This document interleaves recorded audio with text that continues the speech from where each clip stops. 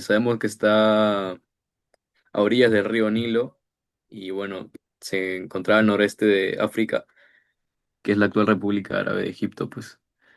Eh, es cierto que Egipto se dividía en dos partes, pues, ¿no? El Alto Egipto y el Bajo Egipto. Para entender un poco dónde se encontraban estos en esa época, es como entenderlo al revés. El Alto Egipto se encontraba al sur de este y el Bajo Egipto se encontraba al norte. El Alto Egipto, bueno, ahí puse datos importantes para ser breve. Bueno, se ubicaba en una zona montañosa y se dedicaban a la ganadería. En cambio, el Bajo Egipto, por estar al norte de Egipto, este tenía más que nada el delta del río Nilo. Entonces, tenía las tierras fértiles, por lo que el Bajo Egipto se dedicaba más que nada a la agricultura, ¿no? Y tienden a tener más comercio. Y bueno, un dato ahí extra de alto, el Alto Egipto tiene la corona blanca y el Bajo tiene la corona roja. Bueno, los aportes que nos dejó Egipto, que es lo más importante, diría. Eh, la escritura jeroglífica la tenemos descifrada por el nombre de, bueno, Gianfranco Champollion, y esta se dividía en dos tipos. Más que nada era para los nobles, bueno, para los sacerdotes, y luego teníamos una para el pueblo, ¿no? Para el uso sacerdotal, como ahí dices, la hierática, y la democrática para el uso del pueblo. Eh, Su arquitectura, bueno, sabemos que los egipcios hicieron uso de la piedra. Y en este caso, su arquitectura se dividía como que en dos tipos. La funeraria, que en esta encontramos a las mastabas, las pirámides, que son bastante conocidas, y los hipogeos. Y bueno, la arquitectura religiosa, que es para los dioses y los cultos que tenían. En ciencias, el aporte que nos dejó Egipto fue la matemática, la geometría, específicamente. Y bueno, también destacó por su astronomía, ya que ellos nos dejaron el calendario solar, pues, ¿no? Que usamos actualmente. Bueno, en sus creencias, sabemos que Egipto era una sociedad politeísta. Sus dioses, creo que muchos lo han visto, tienen rasgos humanos y rasgos también de animales, pero también entre otros dioses tenemos al sol, a la luna, etcétera, ¿no? Ahí nombré algunos importantes, como Horus, Ra, Set, Isis, Osiris, que tienen una novela que recuerdo que el profesor nos explicó en un seminario. Y bueno, Anubis, que es el más conocido, ¿no? Que es el juez de los muertos. Eh, el proceso histórico de Egipto, resumidas cuentas, comenzamos por el periodo predinástico, que en este caso todos los datos que voy a poner están como que en secuencia de la historia. Primero que nada están los nomos, que son como que aldeas dispersas en Egipto, y en este periodo es donde surge pues el calendario solar, donde nos dejan el calendario solar y la escritura jeroglífica.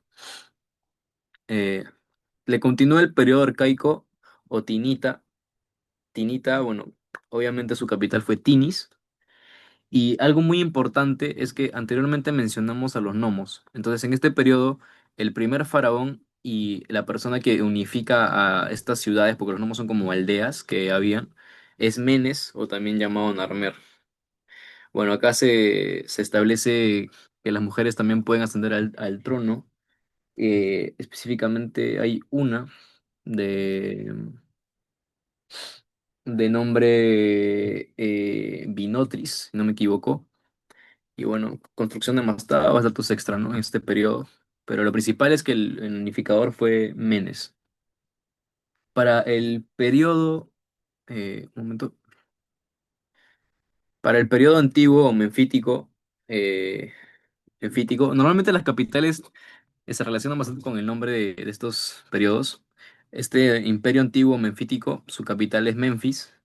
Y bueno, es el periodo en donde se construyen las pirámides. En este caso, Soser es el que manda a construir la primera pirámide escalonada, llamada Saqqara. Y bueno, también se construyen las demás pirámides, como la de Keops, que fue la pirámide más grande. Tenemos la de Kefren y Misery. Luego de este periodo encontramos al primer intermedio.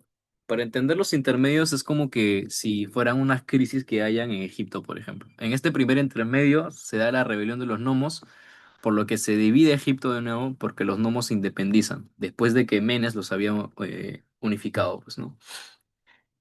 Y después del primer intermedio, seguimos con el Imperio Tebano, que en este caso Mentuhotep II fue el que unifica de nuevo Egipto. Y bueno, datos extra que su capital fue Tebas, Amenemhat construyó el laberinto de Egipto y en este periodo también se oficializa la oración Amon-Ra, que es como que un culto al dios.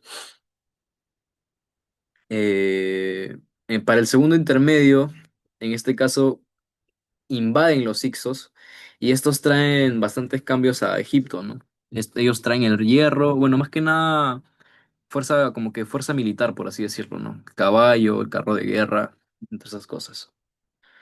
Para el Imperio Neotebano, tenemos a su capital Tebas, y en después de la invasión de los Hyksos, Amosis se encarga de expulsarlos y luego de eso unifica nuevamente Egipto.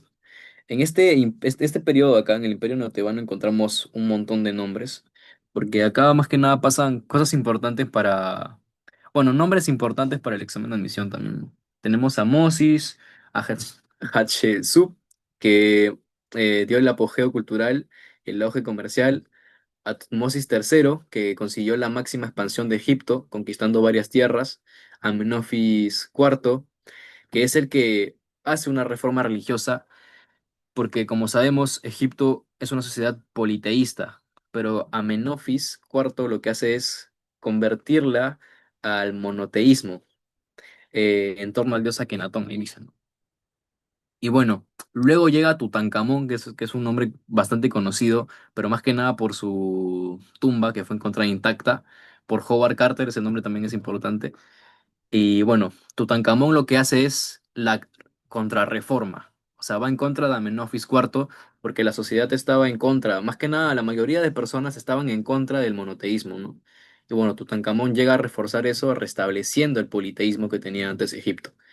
Y bueno, también es importante que en este periodo, Ramsés II hace el primer tratado de paz en el mundo con los hititas, llamado el Tratado de Paz de Kadesh. Luego, uy, retrocedí, sorry. Ok. Luego del Imperio no Tebano sigue el tercer intermedio, y en este caso es el último intermedio ya, y saquean Tebas y llegan los asirios a invadir Egipto. Pero para esto ya, para este periodo ya empieza a decaer Egipto, y bueno, entramos a la parte de la decadencia, que también es llamado periodo Saíta, capital Sais, porque relacionado con el nombre. Bueno, acá tenemos unos nombres importantes. Samético I, que restaura el Estado expulsando a los asirios, como los demás periodos que siempre hay uno que vuelve a unificar y eso. Pero ya como estamos en el periodo de decadencia, significa que Egipto va a caer.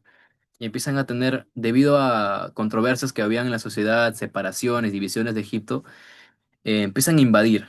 Primero empieza la invasión de los persas, que eran dirigidos por Cambises II. Luego de esto, llega el dominio griego por Alejandro Magno para finalmente ya a todo el fin de Egipto, que es donde llegan los romanos, pues, ¿no? Cuando derrotan a Cleopatra Septimia. Bueno, eso es todo por Egipto, no hay más.